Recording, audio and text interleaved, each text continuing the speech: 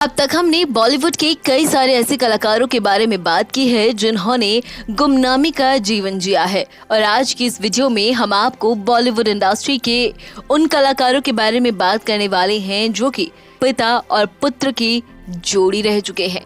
जी हाँ, आज की इस वीडियो में हम बात करेंगे पिता और पुत्र के दर्दनाक अंत की, जिसके बारे में जानकर आप भी हैरान हो जाएंगे। पिता 70 और 80 के दशक की हिंदी फिल्मों का मशहूर विलन हुआ करता था, तो वहीं बेटा 90 के बॉलीवुड का जाना पहचाना नाम था। दोनों की मौत के बारे में जानकर हर किसी के पैरों तले जमीन खिसकती हुई नजर आती है।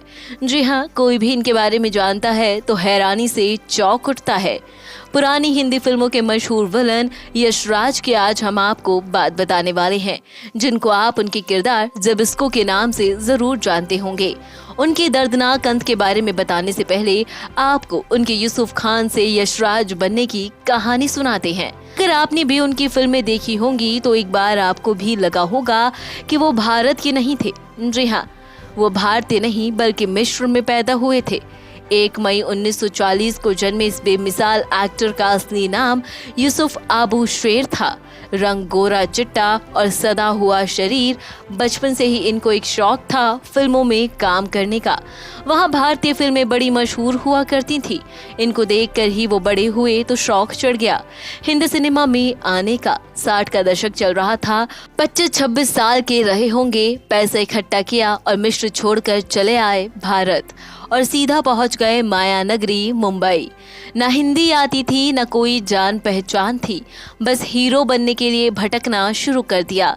हिंदी सीखने लगे और डायरेक्टर प्रोड्यूसरों के ऑफिस के चक्कर काटने लगे। कभी स्टूडियो में दिख जाते तो कभी सड़कों पर काम मांगते नजर आते।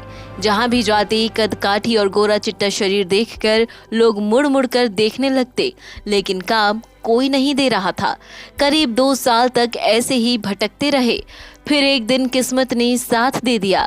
1968 के आसपास की बात रही होगी। डायरेक्टर गीता प्रिया की नज़र इन पर पड़ गई और उन्होंने अपनी फिल्म में यूसुफ को हीरो बना दिया। 1969 में फिल्म आई जंगल की हसीना, मगर फिल्म सुपर फ्लॉप हो गई और यूसुफ फिर से पहचान के लिए दर दर भटकने लगे। उनकी दोस्ती कुछ फिल्मी कलाकारों से हो गई थी। उन लोगों ने सलाह भी दी कि अगर अपना नाम बदल लो तो शायद काम बन सकता है। उन दिनों बॉलीवुड सितारों के बीच फिल्मी नाम रखने का बड़ा चलन था। यूसुफ को भी बात समझ में आई और उन्होंने अपना नाम यूसुफ आबू शेर से बदलकर रख लिया यशराज। अब इसे इत्तेफाक कहें या नसीब, उनकी किस्मत वाकई नए नाम से बदलना शुरू हो गई थी। उनको फिल्मों में रोल मिलने लगे। 1970 के आसपास महमूद एक फिल्म बना रहे थे। महमूद ने अमिताभ बच्चन और शत्रुघ्न सिन्हा को साइन कर लिया था। बस उनको एक बॉक्सर के रोल के लिए नया चेहरा चाहिए था। यशराज बन चुके यूसुफ उनसे मिले और वो महमूद को पसंद भी आ गए। 1972 में फिल्म आई मुंबई टू गोवा, जिसमें वो पारसी बॉक्सर जॉन की भूमिका में नजर आए। उनका महमूद के साथ एक फाइटिंग सीन बड़ा मशहूर हुआ और पहली बार दर्शकों के बीच यूसुफ की पहचान भी बन गई।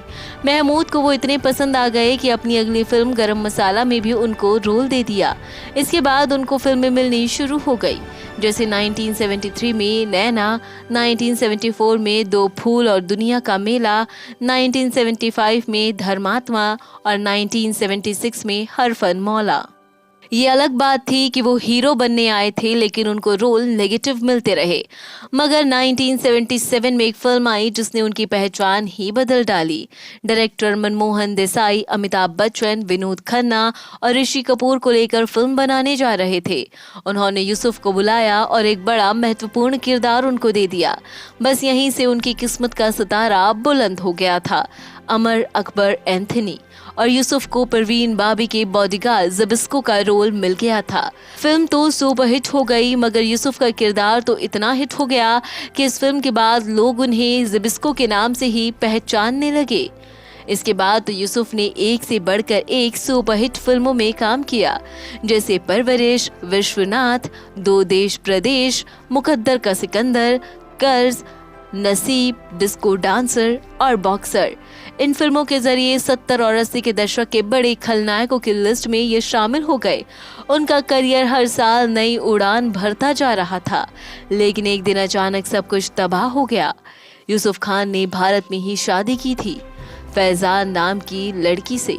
दोनों के 3 बच्चे हुए, फहद, फराज और फादिया। अच्छा चल रहा था, लेकिन साल 1985 की बात है। वो एक फिल्म की शूटिंग करने गए हुए थे और उस दिन सुबह से शूटिंग शुरू हो गई थी। उनके सीन शूट किए जा रहे थे, तभी अचानक यूसुफ की तबीयत बिगड़ने लगी। उनके सिर में दर्द होने लगा और वो सेट पर ही लड़खड़ाने लगे।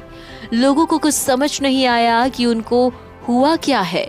जब तक कोई कुछ समझ पाता, वो लड़खड़ाते हुए बेहोश हो गए। सेट पर उस वक्त हड़कंप मच गया। फौरन उनको अस्पताल ले जाया गया और जहां डॉक्टर ने चेक किया तो पता लगा कि उनकी मौत हो चुकी थी। असल में उनको दिमागी बीमारी थी जिसकी उनको खबर ही नहीं थी। इसी वजह से उनको ब्रेन हैमरेज हो गया था। सिर्फ 45 साल में इस मशहूर अभिनेता की मौत हो गई थी। दोस्तों, हैरानी की बात है कि पिता जैसी किस्मत ही बेटा भी लिखवा कर लाया था। 1987 के आसपास की बात है। राष्ट्रीय प्रोडक्शन बड़े बजट की फिल्म बनाने जा रहा था। लीड हीरो को ऑडिशन चल रहे थे। 50-55 लड़के ऑडिशन में पहुंचे। इनमें सलमान खान, बिंदु दारा सिंह से लेकर दीपक तिजोरी भी थे। इनके साथ ही 17-18 साल का खूबसूरत लड़का भी आया था।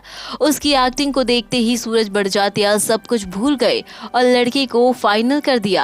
मगर बदनसीबी ने ऐसी बाजी पलटी कि वो खूबसूरत लड़का बाहर हो गया और सलमान खान हीरो बनकर रातों रात सुपरस्टार बन गए।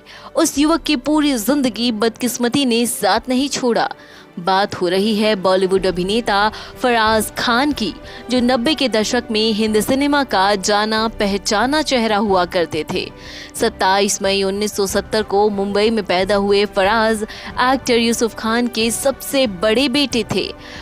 फिर 4 नवंबर 2020 के दिन 49 साल की उम्र में फराज की मौत हो गई। बाद में उनके सौतेले भाई एक्टर फहमान खान ने खुलासा किया कि फराज की मौत ब्लैक फंगस के इन्फेक्शन से हुई थी। इस नए वायरस की जानकारी उनकी मौत के 6 महीने के बाद हुई थी। इतनी कम उम्र में पिता की तरह ही बेटे फराज खान की मौत ने उनके चाहने वालों को हैरान कर दिया था। दोस्तों, आप हमें कमेंट करके ज़रूर बताएं कि बॉलीवुड इंडस्ट्री के इन 2 बड़े कलाकारों को लेकर आपका क्या कहना है। फराज और यूसुफ खान को लेकर आपकी क्या राय है और इन दोनों की कौन सी फिल्म आपकी पसंदीदा फिल्म है, इनका कौन सा किरदार आपका पसंदीदा है। कमेंट करके अपनी राय हमें ज़रूर बताएं।